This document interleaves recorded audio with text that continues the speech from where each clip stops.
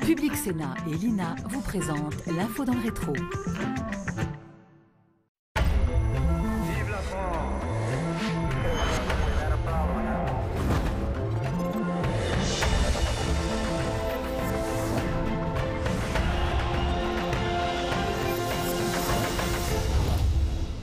À Crémalville, sur le site même du super régénérateur gardé en permanence par une escouade de CRS vigilants, c'est le calme depuis les incidents de la semaine dernière. Ce qui ne veut pas dire pour autant que les antinucléaires aient renoncé. Image d'agitation au pied du réacteur de Crémalville. En 1976, certains Français s'opposent avec vigueur au nucléaire. Mais la filière n'est pas seulement un repoussoir. Elle a ses pionniers, ses partisans, ses défenseurs, parfois raisonnés. Nous y reviendrons avec mes invités, mais avant de plonger dans le passé, revenons ensemble sur le report annoncé de la sortie progressive du nucléaire, comme l'a dit sur notre antenne le ministre Nicolas Hulot, au micro de Saveria Rojek.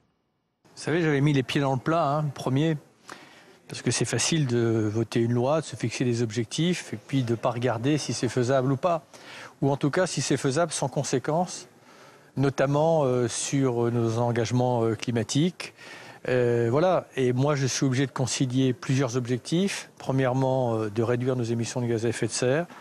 Deuxièmement, de réduire notre consommation. Troisièmement, de ne pas prendre de risque de rupture d'approvisionnement. Donc on va maintenir évidemment cet objectif de 50%, sauf qu'on va le rendre possible et on va le rendre réalisable. Donc on va simplement le repositionner dans le temps. Donc un nouveau calendrier. Oui, qui va être le plus court possible. Mais encore une fois, moi, la grande différence, c'est que je ne me pose pas des totems pour m'en débarrasser derrière. On va regarder ce qui est faisable. Je pense que l'échéance de 2030 ou 2035 est une échéance sur laquelle on va travailler. Alors pour évoquer cette histoire du nucléaire, deux personnalités. D'abord un grand témoin, Cécile Duflot. Vous avez été conseillère régionale, vous avez été députée et surtout ministre du Logement et des Territoires.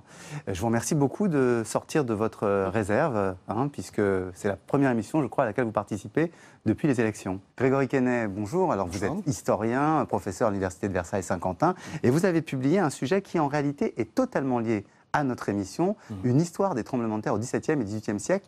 C'était lié aux centrales nucléaires, je crois. Oui, c'est quelque chose qui est très peu connu, mais la France, les centrales nucléaires françaises sont prévues pour résister aux séismes qui se sont produits ces 1000 dernières années. Et pour écrire ce livre qui était ma thèse, j'avais besoin d'accéder aux archives du CEA. Et IRSN qui m'a demandé en échange de faire des études de sismicité historique pour le dimensionnement des centrales nucléaires. Alors Milan, vous trouvez qu'il a raison de reculer de quelques années, Nicolas Hulot, l'idée de la fermeture des centrales ?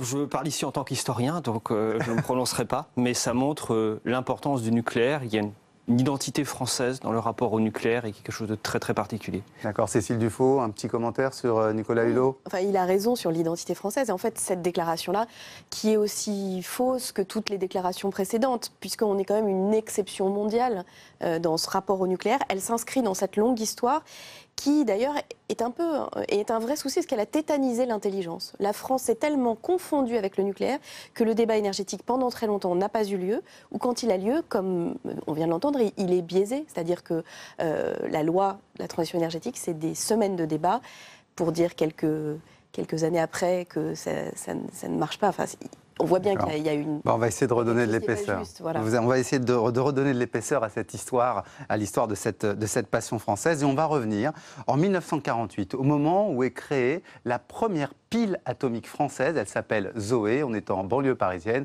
Et vous allez reconnaître une personnalité assez importante de cette histoire. Près de Paris, au fort de Châtillon, la première pile atomique française, commencée en 1945, Zoé, est entrée en service. Et M. Vincent Auriol, président de la République, a assisté aux premiers essais de cet engin qui développera sous peu une puissance de quelques kilowatts. Dû aux travaux de M. Frédéric Joliot-Curie et de ses assistants, la première pile atomique construite en Europe fournira les radioéléments artificiels réclamés par les hôpitaux et les laboratoires. Bon alors, Grégory Quesnay, on reconnaît Frédéric Joliot-Curie, donc la famille Curie, le nucléaire français, c'est une fierté à l'époque. Ce qui est très important de comprendre, c'est que la question du nucléaire est sortie de la résistance et de la lutte pour retrouver une indépendance nationale et une grandeur qui avait été plus qu'écornée par la défaite contre les Allemands. Et donc c'est une conjonction, c'est une réunion entre des grands scientifiques communistes comme Joliot-Curie et une résistance de droite autour d'un projet d'indépendance nationale. Mais alors, Cécile Duflot, à l'époque, le nucléaire, c'est hyper légitime, puisque c'est le nucléaire qui sauve, il est thérapeutique, il faut soigner, mettre en place pour les hôpitaux. C'est les premières recherches de Marie Curie, et c'est le travail de Frédéric et d'Irène Joliot-Curie, si vous me permettez. Il ne faut pas oublier. Qui, en plus, sortent d'un traumatisme, c'est-à-dire que les textes de Frédéric Joliot-Curie, à l'époque, sont intéressants. Il dit... en gros, ne jetons pas le nucléaire avec le drame de la bombe atomique. Il a fait partie de ces grands scientifiques très engagés contre l'utilisation militaire de l'atome et qui disaient en même temps, mais vous verrez, on pourra faire des choses bien pour le bien de l'humanité. Le paradoxe, c'est que finalement, ce lien avec l'utilisation militaire est très fort et qu'on associe au nucléaire une forme de puissance globale, de puissance de production d'énergie, mais aussi de puissance militaire, de puissance diplomatique. Et du coup, je pense qu'il y a eu une sorte de mélange qui s'est opéré dans la tête des dirigeants avec cette idée que le nucléaire égale la France est forte. Et du coup, c'est vrai que le débat rationnel sur cette question, et notamment sur son efficacité énergétique, est difficile. Alors Grégory Quesnay, effectivement, est-ce que c'est ça, c'est ce travail du CEA pionnier qui fait notre rapport un peu amoureux au nucléaire? En fait, quand on parle du nucléaire, on parle de choses qui sont en réalité très différentes, parce que selon les périodes, le nucléaire est codé, recouvre des catégories différentes. Dans ces années-là, la question énergétique n'est pas posée, n'est pas centrale. Alors, donc, quand on dit aujourd'hui c'est une aberration énergétique, c'est en quelque sorte un anachronisme par rapport à la manière dont le problème est défini à ce moment-là. Alors, attends, ce que je vous propose, Grégory, puisqu'on va y arriver, en fait, ça vient très vite, le débat énergétique, dès 1955. Je vous propose de regarder un sujet des actualités françaises sur l'une des premières centrales qui est en voie de construction, c'est la centrale de Marcoule.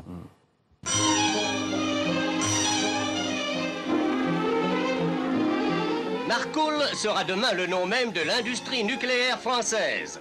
Voici dévoilés au public les aspects de cette réalisation qui fait entrer la France dans le cycle de l'utilisation industrielle de l'atome. Pour l'instant, s'achève la première des 3 centrales atomiques appelées à fournir à la fois le plutonium et un complément de force électrique. La pile, proprement dite, couvre d'une énorme masse de béton le bloc de graphite où seront introduites les tiges d'uranium, métal déjà extrait et traité en France. Ce bloc sera composé de plus de 16 000 barres de graphite dont l'usinage s'opère dans un atelier spécialement aménagé pour qu'il y règne un air parfaitement pur. Les travaux mis en œuvre par le Commissariat à l'énergie atomique en 1954 doivent s'achever l'an prochain.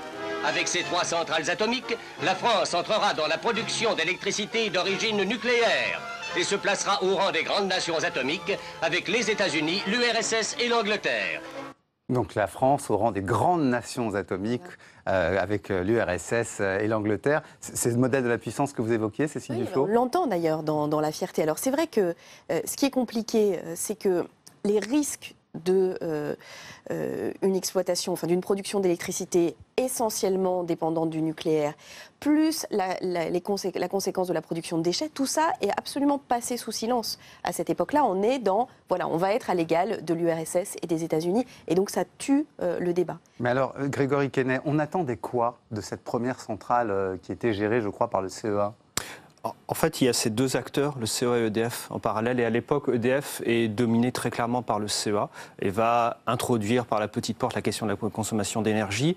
Le CEA va accepter... C'est le commissariat à l'énergie atomique. Le commissariat à l'énergie atomique va accepter parce qu'en fait, au sein du CEA, il y a une partie qui pousse très fortement pour la question militaire. Et c'est une manière de rendre acceptable la question du nucléaire. Mais tout ceci ne peut se comprendre que si on l'insère dans le contexte de la guerre froide. Le nucléaire a été pensé, débattu, mis en place dans un contexte de concurrence entre des grandes puissances où il s'agissait d'assurer une indépendance nationale à l'égal des autres des États-Unis et de l'URSS. Alors, il y a quand même un certain nombre de contestations très importantes qui vont émerger. Il y a la manifestation contre Creys-Malville qu'on a vue en ouverture. Comment elle se structure, cette opposition au nucléaire dans les années 60 et au début des années 70 ? Alors, il y a toujours l'opposition au nucléaire militaire, parce qu'on est quand même après Hiroshima. Donc, le traumatisme est très puissant. Et les mêmes scientifiques, c'est ça qui est intéressant, parce que c'est Frédéric Joliot-Curie qui est un des principaux défenseurs de la non-utilisation du nucléaire à des fins militaires. C'est-à-dire que les scientifiques qui ont inventé ou travaillé, qui font partie des inventeurs, ont été les premiers à imaginer les conséquences dramatiques. Donc il y a cette tension-là autour de l'usage militaire existe dès le départ. Là aussi, en fait, le nucléaire et l'utilisation de l'atome, c'est intéressant, parce qu'en matière militaire, sa force, et vous l'avez très bien dit, c'est la guerre froide, et c'est donc la dissuasion. Donc le principe de cette arme est d'être tellement puissante qu'elle ne va jamais être utilisée. Donc oui, il y a l'acceptation sociale de dire le nucléaire aura d'autres bienfaits, ça peut soigner des maladies et ça peut produire de l'énergie. Mais si on écoute bien le reportage que vous avez diffusé, on dit d'abord ça produira du plutonium, puis un complément de production électrique. Donc effectivement, au départ, la matrice il y a une pensée militaire et nucléaire. Alors il y a un autre débat qui s'introduit, et on va le voir avec une déclaration du président Valéry Giscard d'Estaing. C'est au fond la légitimité économique du nucléaire. On est en 1980, quelques mois avant l'élection présidentielle, et il explique pourquoi il faudrait construire une nouvelle centrale. J'étais dans le Nord-Pas-de-Calais il y a 3 semaines. J'ai visité la centrale de Gravelines. Et il faut bien comprendre, parce que les chiffres sont très parlants. Lorsque cette centrale sera en pleine production, c'est-à-dire dans 2 ans, c'est comme si on avait créé dans le Nord-Pas-de-Calais, 2 départements français, un gisement de pétrole produisant 7 millions de tonnes de pétrole par an. Pareil. Le kilowattheure fabriqué maintenant en France par l'électricité nucléaire coûte à peu près 12 centimes le kilowattheure. Le kilowattheure que nous fabriquons à partir d'une centrale thermique au pétrole importé coûte 35 centimes. Donc notre électricité nationale coûtera 12, l'électricité centrale thermique presque 3 fois plus. Grégory Quesnay, il y a un argument économique puissant qui, depuis les années 70, a pris encore de l'ampleur, non ? Oui. Présenté comme ça peut sembler un petit peu ridicule, mais il faut bien comprendre que le nucléaire a été pensé comme un élément qui allait affirmer la France comme une grande puissance industrielle. D'ailleurs, le terme de politique des champions, c'est le CEA qui l'a élaboré dans les années 1960. Donc derrière cela, il a l'idée, il vient finalement faire émerger des champions industriels français. Mais il y a aussi le bas prix de l'énergie, c'est quand même l'argument. Et le bas prix de l'énergie vient comme un argument qui a été élaboré grâce à la modélisation, à l'introduction des ordinateurs, mais comme un argument qui était surtout rhétorique. En fait. Et quand on reprend, comme l'a fait l'historienne Gabrielle Hecht, l'historienne américaine, en fait, les discussions et les élaborations, c'est conçu surtout comme un outil de persuasion et finalement élaboré de manière relativement superficielle. Cécile Duflot, en 1980, le nucléaire et la construction d'une centrale, c'est un argument positif de campagne. Ça vous paraît surréaliste aujourd'hui ? Oui, et surtout parce que je voudrais revenir sur ce que vous avez dit de façon très polie, c'est-à-dire que c'était un argument promotionnel. En fait, c'était un mensonge. Et la vérité, c'est que le nucléaire, et notamment son développement comme une industrie de production d'électricité et l'ultra-dépendance de la France à ses centrales nucléaires repose sur un mensonge, un vrai mensonge d'État.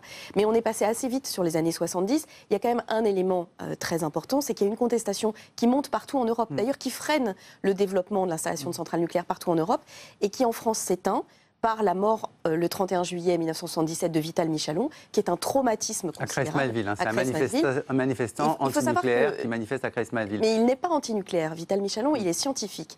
Et il considère qu'il y a une absence de transparence sur l'utilité de Superphénix, qui est d'ailleurs, ce qui aura été prouvé ailleurs, au Japon, etc. Donc ce qui est fondamental pour comprendre la situation dans laquelle on se trouve, c'est qu'on a vraiment intoxiqué au sens politico-démagogique la population et les dirigeants politiques pour tenir le discours qu'on a entendu, c'est-à-dire un discours faux sur le prix, un discours faux sur l'issue des déchets et un discours faux sur finalement la solidité du système. Alors, on va revenir sur ce contexte international qui précisément, à mon avis, change tout. C'est l'accident de Tchernobyl. Regardez comment on en parle, comment le ministre de l'écologie, Alain Carignon, prétend qu'il n'y a pas eu de mensonge à la télévision française en 1986. Alors avec nous, en direct de Grenoble, Alain Carignon. Vous êtes ministre de l'Environnement. Monsieur Carignon, bonjour. Bonjour. Alors, comment expliquez-vous que les Français étaient si mal informés dans cette affaire? Parce que nous, journalistes, nous avons essayé de savoir et on nous a donné des informations fausses. Quotidiennement, les chiffres ont été publiés. Alors comment expliquez-vous que les Français ne l'ont jamais su? Écoutez, c'est aux médias de répercuter ces chiffres. C'est nous qui n'avons pas fait notre travail, tous les jours. Et ils ont été diffusés. Maintenant, je vais ajouter tout de même quelque chose sur ce problème de l'information qui est capital. Il est capital parce que je crois que les Français sont majeurs, ils ont le droit de savoir, ils ont le droit de connaître. Je crois que tout le monde s'accorde à penser, d'ailleurs le reportage vient de le montrer, que les taux tels qu'ils se sont développés, les taux de radioactivité ne sont pas dangereux. Suivant les normes de l'Organisation mondiale de la santé ou suivant les normes d'Euratom, dans les deux cas, les taux tels qu'ils sont déterminés en France ne sont pas dangereux. Cécile Duflot, vous étiez où en 1986? J'avais 11 ans. Et vous vous souvenez de ça ou pas? Oui, je me souviens parce que j'ai eu la particularité d'avoir une maman qui est une militante antinucléaire, à la différence de mon père qui était plutôt dans un univers d'ingénieur, de technicien et qui trouvait que c'était bien et solide. Et donc je me souviens très bien de ce débat-là. 1986, c'est l'organisation d'un mensonge d'État, gravissime, puisqu'on ment de façon délibérée, on le sait, ça a été organisé parce qu'il y a la crainte que justement l'acceptabilité des populations à l'égard du nucléaire baisse. En France, personne n'habite à plus de 200 km d'une centrale nucléaire en moyenne. Donc vous imaginez ce que ça veut dire pour le territoire national. Donc on organise un mensonge avec ses conséquences sanitaires, mais surtout avec ce que ça révèle d'une forme d'escroquerie politique. C'est-à-dire qu'il ne faut pas que les Français sachent. Parce que si on abat toutes les cartes de la réalité, de ce que signifie la production nucléaire, eh bien l'acceptabilité va changer. Grégory Quesnay, c'est un tournant quand même du point de vue du nucléaire dans l'histoire française, Tchernobyl. Oui, en fait, c'est-à-dire que ça fait apparaître sur la scène publique la culture du secret de ce secteur qui, du coup, a toujours beaucoup de mal par rapport à l'information et au débat public. En même temps, ça dit quelque chose de très juste, en fait, c'est assez étonnant, mais c'est que les radiations, en passant la frontière, sont prises en charge par un autre système socio-technique et politique, et donc, en quelque sorte, elles changent de nature. Et sur le nucléaire, il faut toujours, en fait, recontextualiser clairement, en montrant comment, encore une fois, il est pensé, codé et pris en charge. Si l'on regarde les éléments de sécurité des centrales nucléaires françaises, sur un certain point, il y avait, à cause de cette exception de l'indépendance, un niveau d'exigence qui ne se préoccupe pas de la rentabilité. La rentabilité n'était pas une question à un moment, elle est devenue après. Donc il y a des différences de nature importantes. Cécile Duflot, comment vous réagissez dans le fait que ce mois de novembre, il y a un autre nuage radioactif qui est passé sur la France, on a appris, vous avez l'impression que cette fois-ci, les citoyens ont été mieux prévenus qu'en 1986? D'abord, il a fallu quand même du temps. Alors je pense que le sujet, c'est qu'il y a une affaire diplomatique, c'est-à-dire que vous voyez les radiations, mais il faut comprendre d'où elles viennent. Et poser la question d'où elles viennent vise à mettre en cause le travail et la réalité de ce qui s'est passé dans certains pays. Donc c'est toujours la même logique, il y a cette forme de prudence, d'anticipation par avance. Je crois qu'il n'y a pas une très grande transparence, mais ça n'a rien à voir avec ce qui s'est passé en 1987. Alors écoutez comment justement le tournant quand même de mentalité a eu lieu. En 1987, cette fois-ci, il y a un incident qui est signalé à Creys-Malville. Et écoutez la réaction des habitants, un micro-trottoir. Faverges, un village où l'on était plutôt favorable à la centrale. Elle allait donner des emplois à la région, de l'argent aux communes. Aujourd'hui, le surgénérateur fonctionne. Depuis décembre, et déjà 2 incidents l'ont mise en veilleuse. Une chose que je ne comprends pas, c'est qu'en mettant du matériel de ce prix-là, qu'on ait des tuyaux percés, ça c'est inadmissible, à mon avis. C'est inquiétant? C'est inquiétant, oui, quand même. Parce que vous savez que le sodium à l'air, et à l'eau, il explose. Voilà. On a quand même des gens capables ici, à la centrale, pour pallier à toute... Maintenant, s'il faut sauter, on sautera. Et les gens du village, qu'est-ce qu'ils en pensent?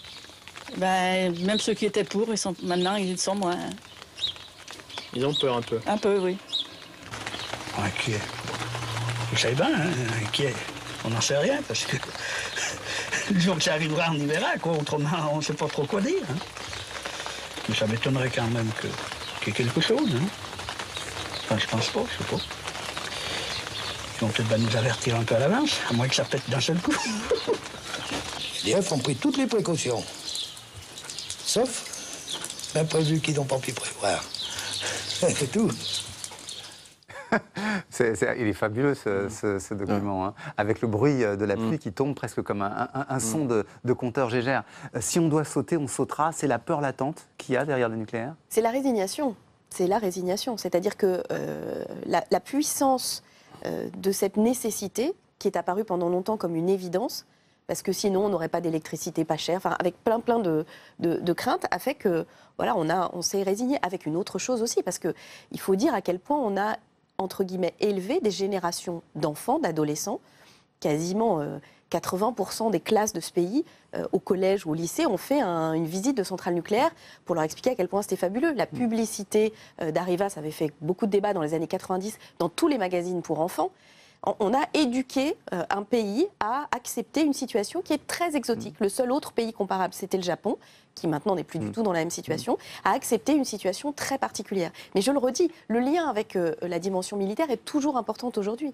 Un des premiers déplacements du nouveau président Emmanuel Macron, c'est de se faire, avec beaucoup de scénarisation, héliporter dans un sous-marin nucléaire. Parce que quelque part, quand vous touchez au nucléaire, gagner une sorte de sceptre de puissance. Il y a quelque chose de très psychologique, au-delà de tout ce que vous avez très bien raconté sur la manière dont les choses se sont enchaînées. Grégory Canet, en 1987 et 10 ans plus tard, on va fermer Super Phénix.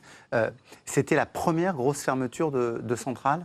Oui, en fait, c'était ce qui devait remplacer la filière graphite et en fait redonner un nouveau souffle au nucléaire. Mais c'est un échec. C'est un échec, effectivement. Donc il y avait le projet de relancer toujours cette question de la grandeur. Mais pour réagir à ce que disait Cécile Duflot, on pourrait aussi retourner à la question, c'est se demander pourquoi le nucléaire a-t-il une telle importance dans l'identité des mouvements écologistes. Quand même, Grégory, on voit monter une défiance beaucoup plus forte dans l'opinion publique après 1986, après Tchernobyl. Oui, beaucoup plus forte, mais en même temps, les enquêtes d'opinion montrent toujours cette spécificité française, c'est-à-dire qu'il y a un attachement quand même assez fort par rapport au nucléaire. Parce qu'encore une fois, le nucléaire n'est pas pensé comme nucléaire, il est pensé comme fierté nationale, indépendance, grandeur industrielle, et voilà. D'accord. Cécile Duflot, à quel moment l'idée de fermer des centrales est devenue un vrai objectif pour les écologistes? En fait, moi, je l'ai dit, y compris comme députée, dans le débat sur la transition énergétique, il y aurait aujourd'hui une première ministre, un premier ministre, une présidente, un président écologiste, ils ne fermeraient pas les centrales nucléaires du jour au lendemain, parce que c'est simplement pas possible. Donc moi, je plaide pour une approche extrêmement pragmatique. Est-ce que c'est l'avenir, puisque c'est ça le sujet? La réponse est non. Tout le monde le sait et tous les autres pays le savent. La Chine, qui est le pays qui ces dernières années a le plus construit de réacteurs, est celle qui développe le plus les énergies renouvelables. Ça n'est pas l'avenir. C'est une technologie datée, c'est une technologie qu'on n'arrive pas à faire progresser. Et surtout, l'idée dans ces années-là, et même encore dans les années 90, c'est de dire oui, mais on va voir la 3e, la 4e, la 5e génération, on va réussir à faire la fusion, et puis surtout, on va savoir supprimer la radioactivité des déchets. Là, l'industrie nucléaire, et le dernier rapport qui a été produit à l'Assemblée sur le prix du nucléaire a montré ce mensonge, en fait, c'est condamné pour plein de raisons. Donc il faut penser la transition. Penser la transition, ça veut dire fermer des centrales pour une autre raison, c'est quand on regarde l'âge moyen des réacteurs dans le monde, mais en particulier en France, le coût qu'il faudra dépenser pour les prolonger est très très élevé et il vaut mieux l'investir ailleurs. Alors on va voir justement qu'à partir de 2012, l'idée de la fermeture et de la transition énergétique est prise en charge par un candidat puis par le président François Hollande. Regardez comment il annonce la fermeture de Fessenheim. Pendant la campagne, François Hollande n'a jamais donné de détails sur la fermeture de Fessenheim. Ce matin, devant la conférence environnementale, il en fixe le calendrier. La centrale de Fessenheim, qui est la plus ancienne de notre parc, sera fermée à la fin de l'année 2016, dans des conditions qui garantiront la sécurité des approvisionnements de cette région, la reconversion du site et la préservation de tous les emplois. Vous y étiez, Cécile Duflot, à cette annonce? Et d'ailleurs, j'avais même dit que c'était un discours extrêmement émouvant à entendre pour une écologiste. Le ridicule ne tue pas, la preuve, je suis toujours vivante. Mais finalement, c'est un peu la même politique que veut faire Nicolas Hulot en décalant un petit peu la chronologie. Je crois que ce qu'il faut comprendre, c'est qu'il y a eu et d'ailleurs c'est intéressant de vivre entre guillemets l'histoire. L'élément très important de la campagne de 2012, c'est que la question de la sortie du nucléaire, qui était absolument indiscutable. C'était la marotte des écologistes qui disaient c'est possible, mais pas un débatteur sérieux ne serait penché sur le sujet. Et pendant cette campagne de 2012, du fait de l'accord que nous avions passé entre Europe Écologie Les Verts et François Hollande, ce débat s'ouvre avec une extraordinaire d'une interview du patron d'EDF à l'époque, M. Proglio, qui explique que ça va faire, je ne sais même plus, 100 000 licenciements, un truc complètement fou. Mais pour la première fois, alors ça, c'est pas Tchernobyl, c'est Fukushima. C'est Fukushima qui a rendu concevable, y compris en France, l'idée d'un débat sur la sortie du nucléaire. Et ensuite, évidemment que la fermeture de la centrale de Fessenheim, fin 2016, maintenant on sait que ça n'arrivera pas, mais ce qui manque, et ce qui vient d'arriver là aussi, c'est de se tenir à cet objectif. Parce que quand on dit c'est un objectif irréalisable, alors il ne faut pas le faire, permettez-moi de vous dire que l'EPR en Finlande ou l'EPR en France, qui ont explosé leur délai, mais sans commune mesure, on dit quand même qu'on va continuer. Donc je crois que cette transition de la politique écologiste, elle est plus que de la politique énergétique, pardon, elle est plus que jamais nécessaire et elle doit se départir d'espèces de chape de plomb qui pèsent réellement sur ce débat. Mais au fond, Grégory Quesnay, qu'est-ce qui fait qu'on n'arrive pas à fermer les centrales en France ?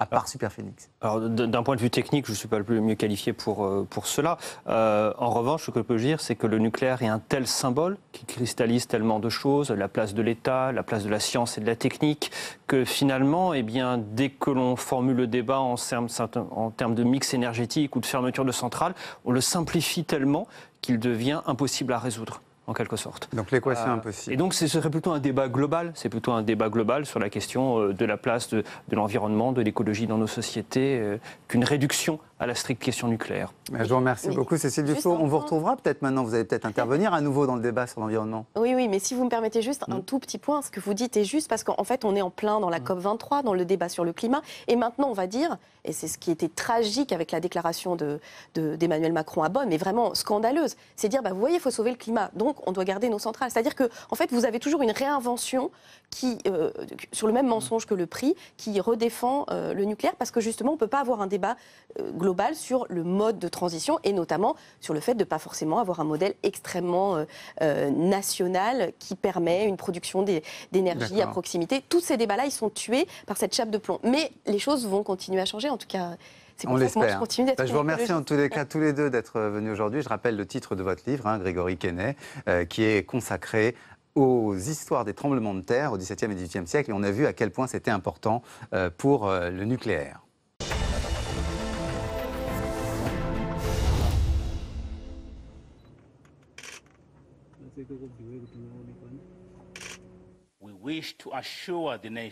Nous tenons tout d'abord à assurer la nation que son Excellence le Président de la République du Zimbabwe et commandant en chef des forces de défense du Zimbabwe,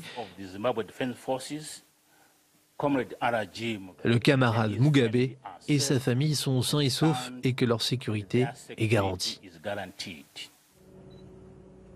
L'autre info dans le rétro cette semaine nous emmène à Harare, au Zimbabwe. C'est là que se déroule un coup d'État qui ne dit pas son nom contre le président Mugabe. Robert Mugabe, le plus vieux chef d'État du monde, né en 1924, est l'un de ceux qui est resté le plus longtemps au pouvoir, presque 40 ans. Il est un de ces dictateurs africains qui ne savent pas partir et gèrent leur pays comme leur compte en banque. Pourtant, Mugabe est aussi regardé en Afrique comme un héros. Pourquoi ? Eh bien, pour le comprendre, il faut revenir à cette image en 1980. Moment historique dans la vie de cette colonie anglaise qui, après 15 ans de rébellion contre Londres, va accéder dans quelques semaines à l'indépendance. Lord Soames, gouverneur anglais dépêché à Salisbury il y a juste 3 mois, présente le premier ministre du futur Zimbabwe. Ensemble, avec Robert Mugabe, ils viennent d'examiner poste par poste le savant dosage mis au point par l'ancien chef de la guérilla qui, avec son parti, la ZANU, a obtenu une victoire implacable aux premières élections libres dans son pays. Eh oui, Mugabe a été le vainqueur avec la guérilla du régime raciste de Rhodésie et il a réussi à instaurer l'égalité entre les Noirs et les Blancs dans ce pays qui désormais porte le nom de Zimbabwe.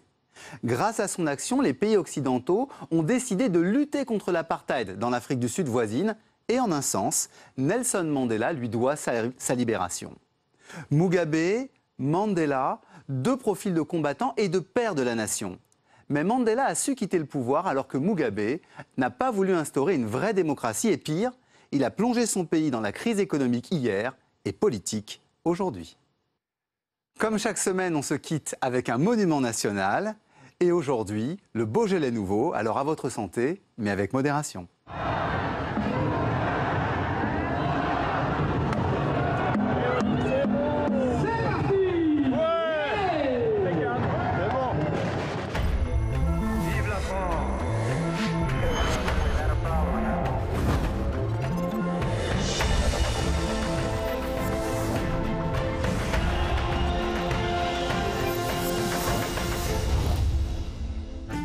L'info dans le rétro vous a été présentée par Public Sénat et l'INA.